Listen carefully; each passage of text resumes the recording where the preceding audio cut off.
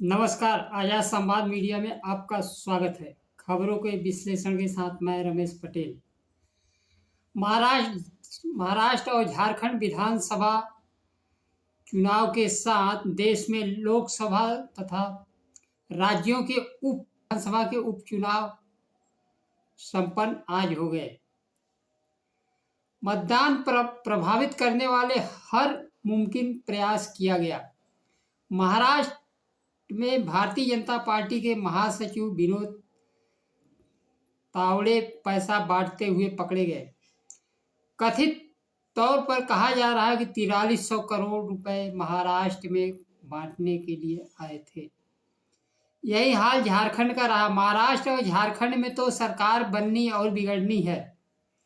असल चुनाव का महायुद्ध उत्तर प्रदेश विधानसभा, जहां पर मुख्यमंत्री योगी आदित्यनाथ की कुर्सी खतरे में बताई जा रही थी कि अगर यह चुनाव हारे तो दिल्ली वाले उनको हटा देंगे।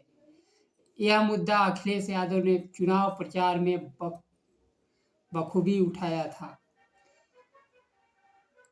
योगी आदित्यनाथ इस प्रकार से डर गए कि चुनाव जीतने के लिए सरकारी मशीनरी का प्रयोग करके पीडीए को मतदान करने से रोका गया, जबकि इस चुनाव के परिणाम से न तो सरकार बननी है और न सरकार गिरनी है। लेकिन मुख्यमंत्री को डर सता रहा है कि कुर्सी चली जाएगी। लोकतंत्र संविधान खत्म कर चाहे जैसे चुनाव जीतना है। यह बात केवल विपक्ष पर नहीं लागू होती है। पिछले दिनों भारतीय जनता पार्टी के विधायक योगेश वर्मा को थप्पड़ से मारा गया क्योंकि वह नामांकन दाखिल करने का प्रयास कर रहे थे। के लोग चाहे जहां होंगे, अगर उनके फ्रेम से उनके लाइन पर नहीं है तो उनको व्यवस्था से हटा दिया जाएगा। उनके मान सम्मान, चाहे विधायक हो मंत्री हो, किसी प्रकार का ध्यान नहीं रखा जाएगा। पीडीए जहां स्वतंत्र रूप से अपना अस्तित्व बनाना चाहेगा, इसी तरह रौंदा जाएगा। यह गठबंधन का दौर है।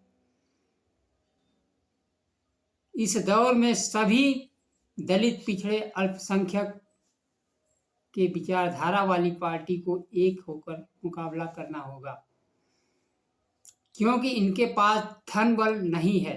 न तो धन बल है न बाहुबल है।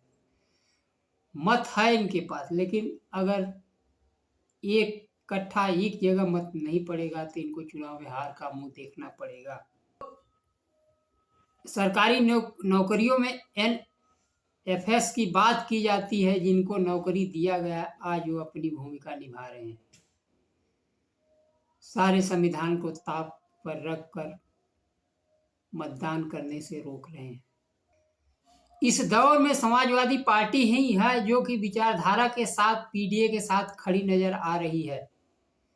बहुजन समाज पार्टी आज भी कांग्रेस पार्टी को ही सरकार मान रही है। जब तक आप सत्ताधारी दल से अपनी मांग, हक, अधिकार की बात नहीं करेंगे, पिछली सरकारों को जिम्मेदार ठहराएंगे, तब तक आप मतदाताओं की निगाह में नहीं आएंगे।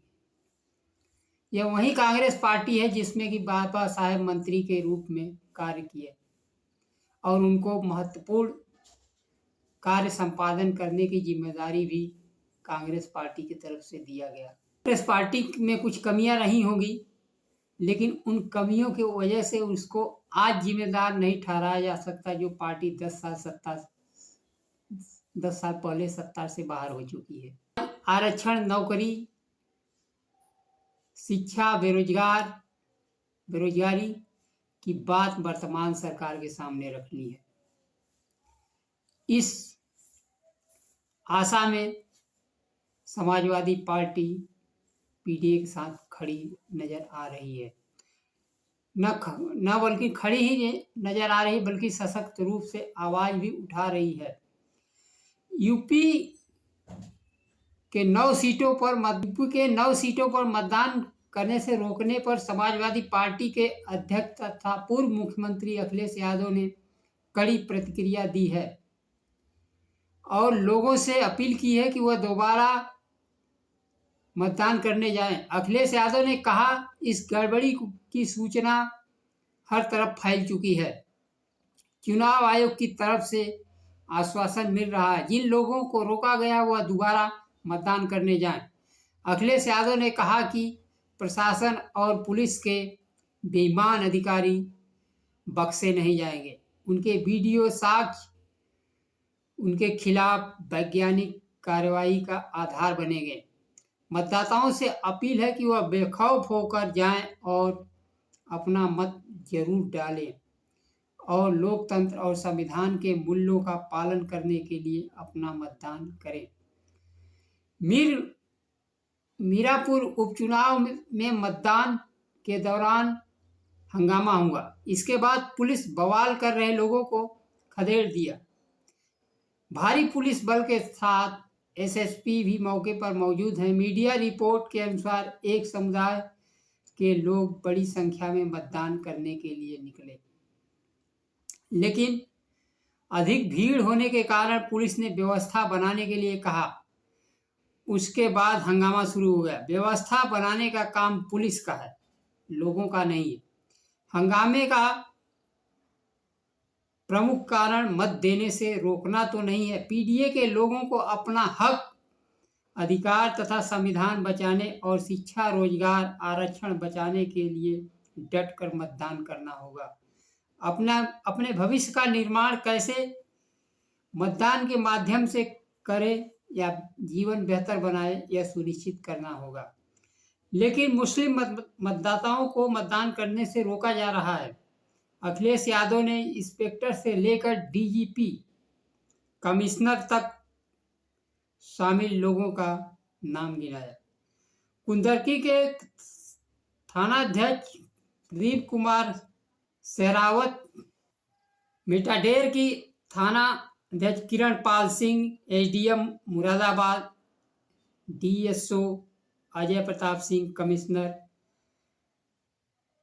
आजनेय सिंह, मीरापुर पुलिस थानाध्यक्ष अनिल कुमार सिंह, सीसामऊ के Dinesh Tripathi, DCP central Kanpur Dinesh Singh Bisht, inspector Chamanganj Ramesh Srivastava, ये जानबूझकर ऐसे पोस्ट किए जिससे मतदान को रोका जाए।